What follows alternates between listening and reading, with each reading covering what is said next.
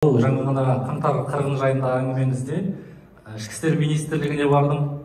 Ол жердегі кісілердің қорғай алмайтынын түсініп, ары қарай ұлттық қауіпсіздік комитетінің басқармасына бардым. Олар қару-жарағын жинап кетіп қалыпты деген әңгіме айттыңыз да. Осы ел ішінде сол қаңтар 40 кезінде құқық қорғау органының басшылары қызметіне адалдық танытпай, былайша айтқанда қашып кетті деген әңгіме айтылды да. Жалпы сол қаншалықты рас?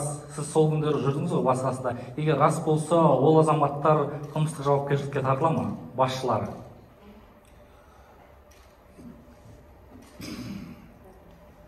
Күрделі сұрақ. Сіз өйткені басқасында болыпсыз. Күрделі сұрақ. Ол кісілер де біздің әріптесіміз ғой. Бірақ шындықты айту керек.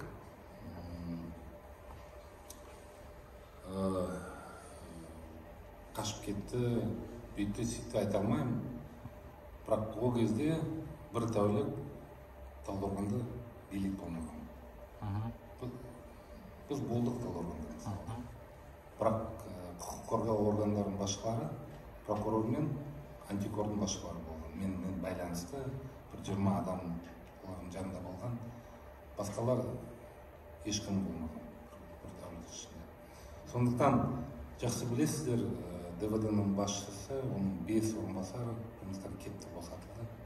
Жұмыстан кетті, босатылды да жұмыс бермеген олар. Полициядан шығарып жіберді, министр оларды шығарып жіберді.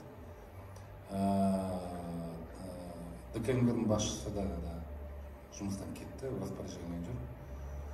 Тиісті іс қозғалды, бас прокуратураны қозғап жатыр.